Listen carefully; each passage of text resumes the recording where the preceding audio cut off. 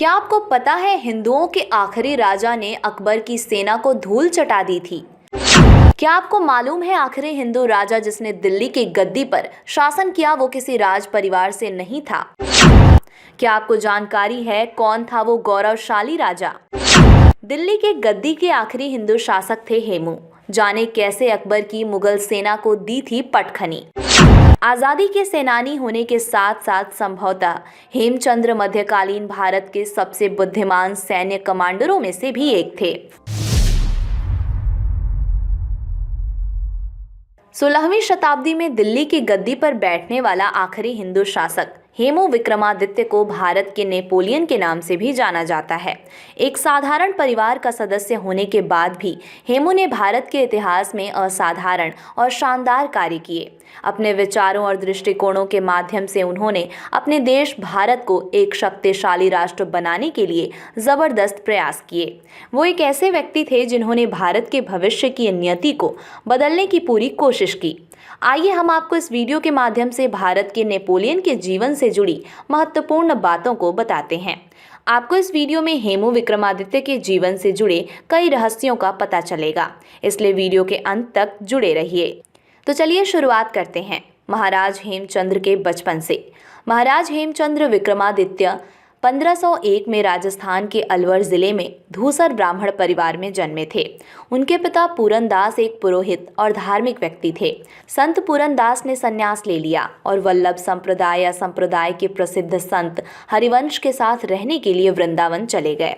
पिता के संन्यास लेने के बाद बचपन में हेमू ने सब्जियां और साल्ट पीटर बेचकर अपने जीवन का निर्वहन किया, लेकिन कृषि उत्पादन में लगातार गिरावट के कारण उन्हें खेती छोड़नी पड़ी और खेतीबाड़ी छोड़ने के बाद सैन्य सेवाओं में महाराज हेमचंद्र की रुचि विकसित हुई।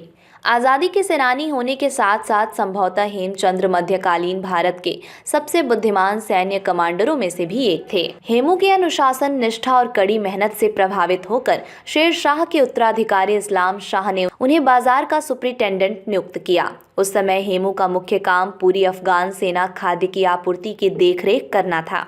हेमू का कद लगातार बढ़ता ही गया और उनकी संगठनात्मक क्षमताओं के कारण इस्लाम शाह ने उन्हें विद्रोही अफगान रईसों की जासूसी करने के लिए खुफिया प्रमुख का पद दिया, जिन पर उन्हें देशद्रोही होने का संदेह था। 1553 में इस्लाम शाह ने आदिल शाह को अपना उत्तराधिकारी बनाया, जिसने हेमू को अपना प्रधानमंत्री और अफगान आर्मी का कमांडर इन चीफ बना दिया। 1556 को पानीपत की लड़ाई में मुगल सेना को हराया। हेमू विक्रमादित्य की सबसे खास बात ये रही कि उन्होंने पानीपत की लड़ाई से पहले सभी 22 युद्ध लड़े और जीते थे और कभी भी कोई लड़ाई नहीं हारी। लेकिन 1555 में इब्राहिम शाह सूरी को गद्दी से हटाकर हेमू के खिलाफ विद्रोह कर दिया, जिसने सूर्यवंश को 4 क्षेत्रों में बांट दिया। 1556 में हुमायूं की मौत के बाद अकबर को बादशाह घोषित किया गया था।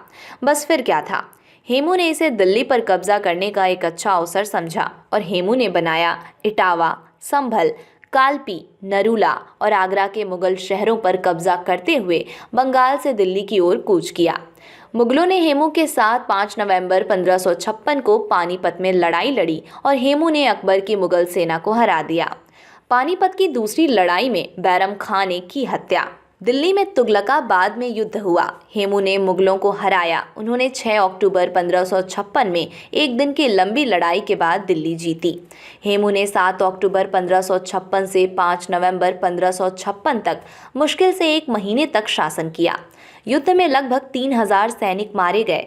हेमू एक शाही छत्र के नीचे विजयी होकर दिल्ली में प्रवेश किया। हेमू के समर्थकों ने एक छतरी का निर्माण किया। पानीपत की दूसरी लड़ाई में बैरम खान के नेतृत्व में अकबर की सेना ने हेमू की विशाल सेना के साथ लड़ाई लड़ी। हेमू जीत के कगार पर थे, लेकिन एक दुर्भाग्यपूर्ण तीर उसकी आंख में लगा और उसके बाद हेमू को बेहोशी की स्थिति में पकड़ लिया गया। ये घटना अकबर के सेनापतियों खान जमान प्रथम और बैरम खान के लिए एक निर्णायक जीत थी, जिसके बाद बैरम खान ने हेमू की हत्या कर दी। तो ये थी हिंदुओं के आखिरी महाराज हेमचंद्र विक्रमादित्य की अद्भुत कहानी, जिसमें उन्होंने दिल्ली पर अपना कब्जा जमाया और शासन किया।